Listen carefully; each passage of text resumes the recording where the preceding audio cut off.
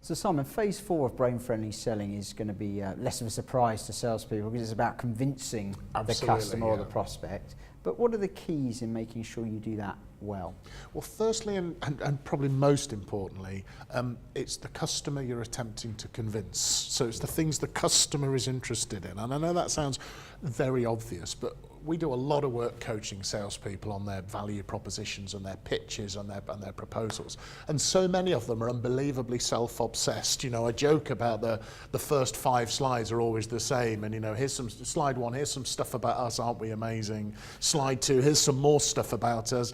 Slide 3, here's a map of the world showing all of our offices, you know, and all this sort of, and it's just kind of, it's all about me, straight out of the gate. Whereas I would always say you must start with the customer. Here's the context of our conversation.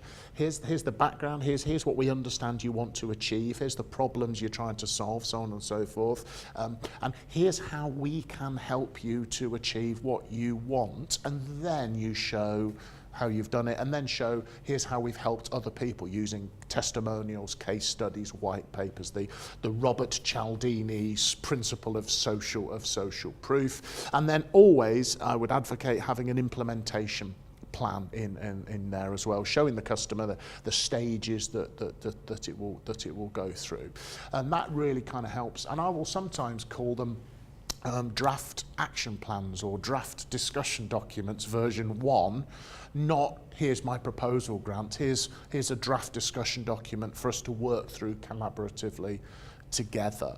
And what I usually do, a fairly simple process, is here's where you are now, here's the situation, here's the challenges or the problems you've got, here's what it's costing you, here's what a solution would look like, and here's what you would gain from it, and here's how we can enable you to make that move. It's a fairly standard sort of process that I would tend to follow with our clients. That's what works, because they don't care about the bit in the middle. What they really, which is what you do, what they care about is the results, the effects you bring, and the benefits they bring to their organisation. So that's kind of a customer-focused, brain-friendly way to do it, because it's all about the customer. So the customer's brain is interested in it, rather than in you pitching your solution at the customer. And you talk about the power of storytelling as well, and the power of stories. Yeah.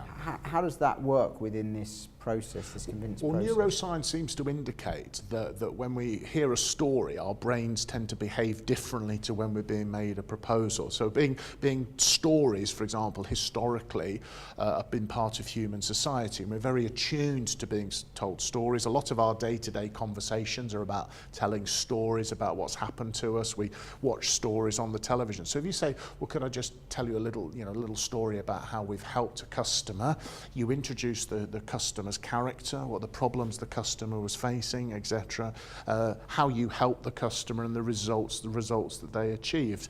And when it's done in that way, firstly, it brings in the very strong principle of the social proof and what you've done for somebody like me.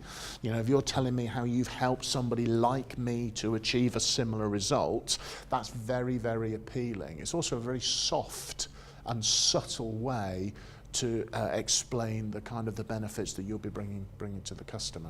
And stories hit people on those different brain levels, Absolutely, doesn't it? Because it hits on an emotional level as well as perhaps the more cognitive and rational part of the brain. Absolutely, because you identify into the stories, you introduce the customer's character, you tell them a little bit about the character, and they'll probably almost starting to visualize what this person looks like and how they're behaving. And it engages a lot of the brain and is a very, very powerful but subtle and quite gentle way to persuade people. So, you know, tell more stories to your customers about how you've helped other customers like them achieve the things they want to achieve.